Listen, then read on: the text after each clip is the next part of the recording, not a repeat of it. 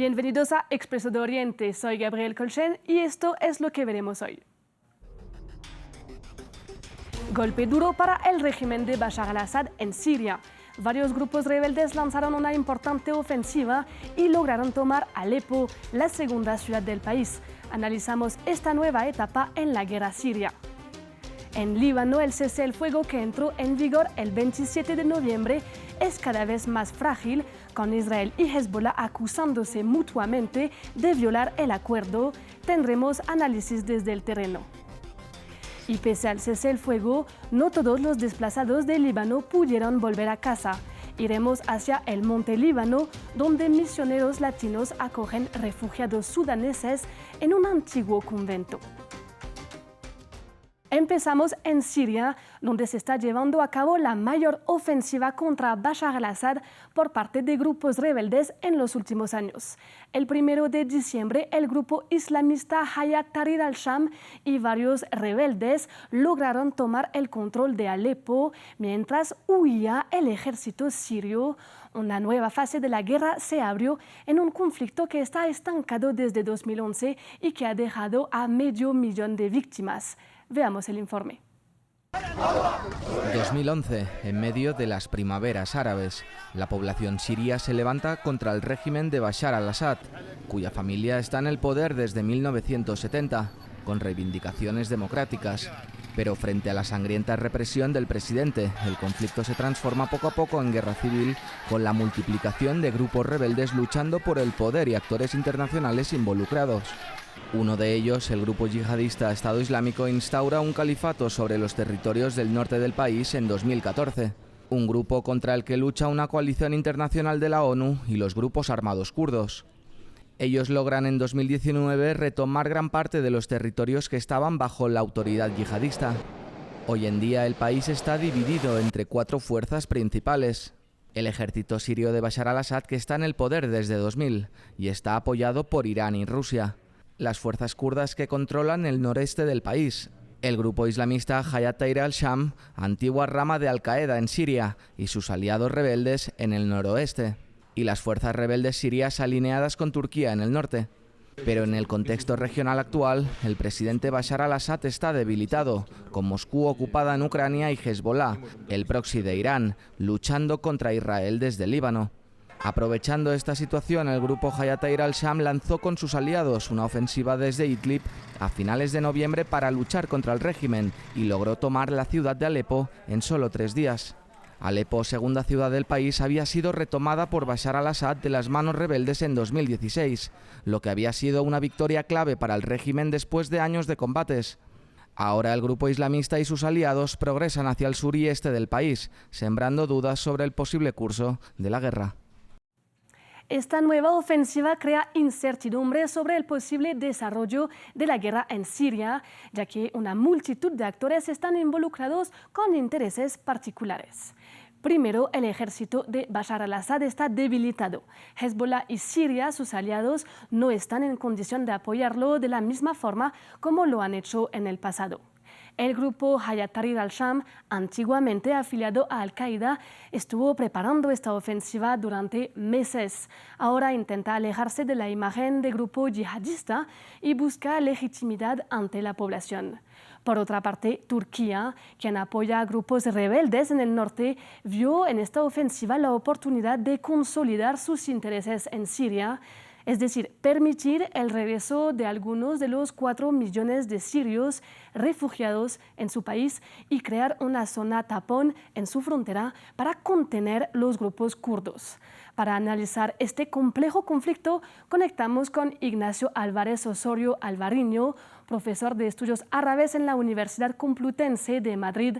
Hola Ignacio, primero te quería preguntar qué significa la toma de Alepo y por qué está relacionada con el debilitamiento del grupo Hezbollah en Líbano.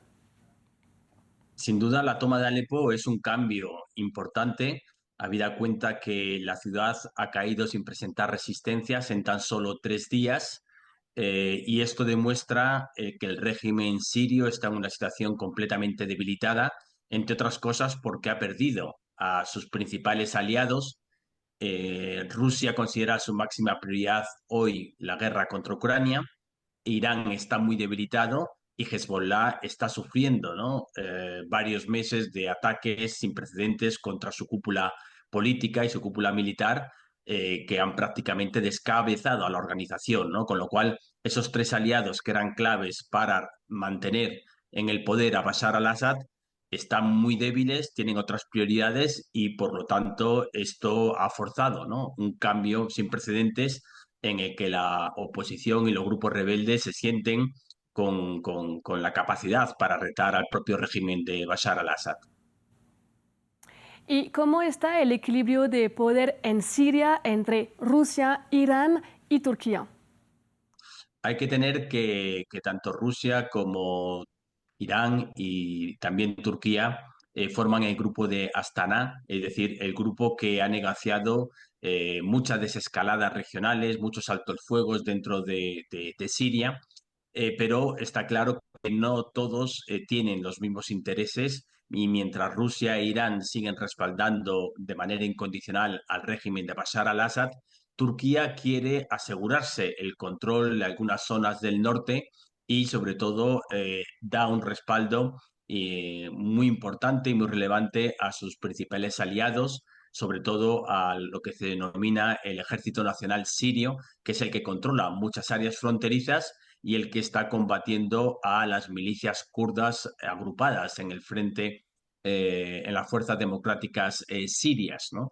Entonces, está claro que hoy por hoy Turquía tiene la sartén por el mango, tiene capacidad para aprovisionar tanto de inteligencia como de armamentos a sus principales aliados y quiere que el nuevo reparto, ¿no?, de Siria quede Turquía como el que controla las zonas del norte y esto favorecería sin duda alguna el retorno de cientos de miles de refugiados sirios que todavía residen hoy por hoy en Turquía y que es un asunto muy delicado, ¿no?, dentro de la propia escena política turca. Finalmente, ¿qué significa esta ofensiva para el régimen de Bashar al-Assad? ¿Podría llevar a su caída?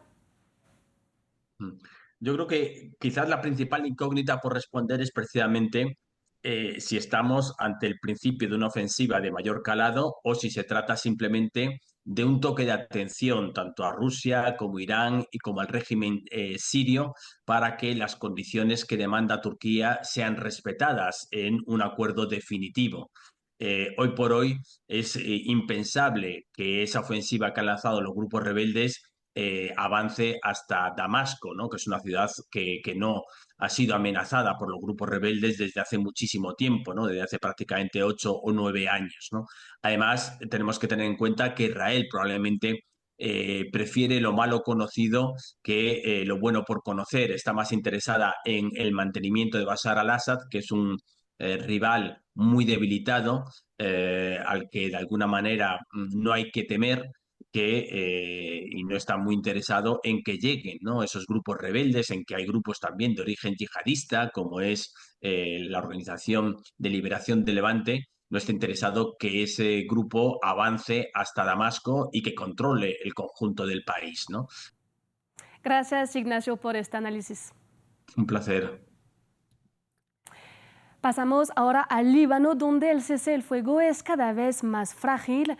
Tanto Israel como Hezbollah se acusan de violar las condiciones del acuerdo que entró en vigor el 27 de noviembre y prevé la salida de las tropas de Israel y de Hezbollah del sur del Líbano para dejar al ejército libanés el control de la zona.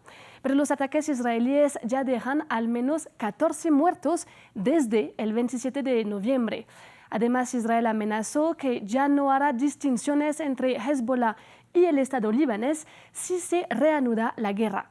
Nuestra corresponsal en Líbano, Ethel Bonnet, nos amplía.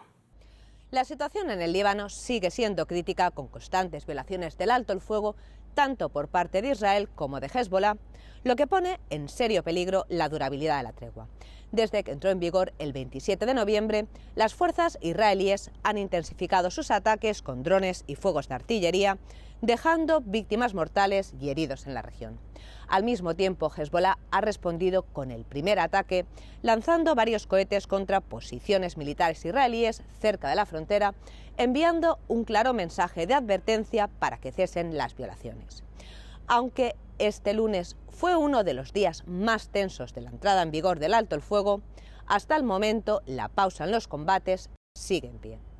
A pesar de estas tensiones, el cese de los enfrentamientos ha permitido el regreso de miles de desplazados a sus hogares. Sin embargo, los desafíos persisten. Las infraestructuras han quedado gravemente dañadas, las viviendas están en ruinas y la presencia de municiones sin explotar pone en riesgo la vida de quienes han comenzado a regresar.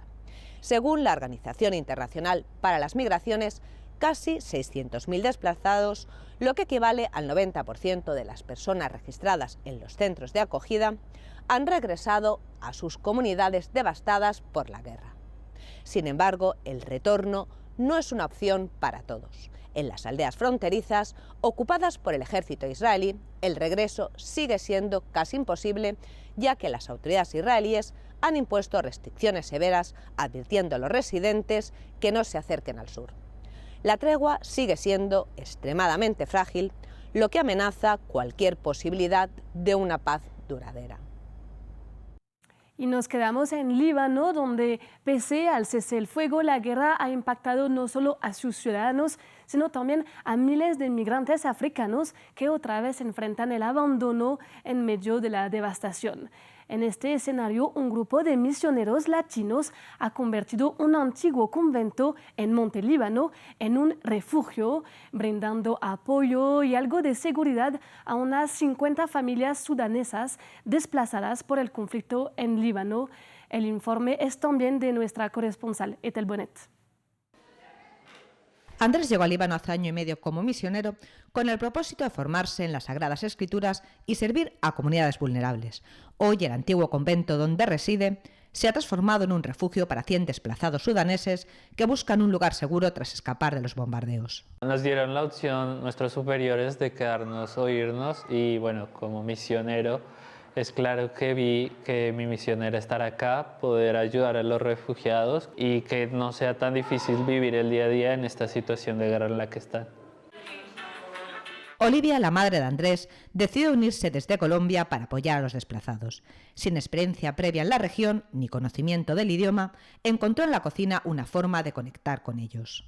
Para mí es una experiencia nueva estar acá y bueno, he dado a conocer y preparo los platos colombianos o los guisos o sopas colombianas para que ellos también las prueben, pero también estoy aprendiendo a preparar los platos de ellos. Para Diana, misionera desde hace 2 años en el Líbano, los desplazados se han convertido en su nueva familia. Estoy muy contenta de estar acá ayudando, triste por la situación y por la guerra, pero bueno, hay muchos niños, muchas personas que necesitaban que nos quedáramos y estamos muy contentos realmente. En medio de la crisis, este refugio temporal ofrece estabilidad a familias como la de Ahmadi, quien lleva 10 años en el Líbano y lo perdió todo cuando el edificio donde vivía y trabajaba fue bombardeado. El futuro es muy difícil para nosotros. No podemos regresar a Sudán porque hay guerra civil. Aquí somos desplazados por la guerra en Líbano. Por primera vez en mucho tiempo nos sentimos seguros. El alto el fuego ha permitido que miles de desplazados regresen a sus hogares. Otros lo han perdido todo. En medio de una crisis humanitaria creciente, 176.000 trabajadores migrantes en el Líbano enfrentan un futuro incierto entre la destrucción y la pérdida de sus medios de vida. Llegamos así al final de esta edición de Expreso de Oriente. Muchas gracias por acompañarnos y los invito a seguir toda la información en France 24 y france24.com.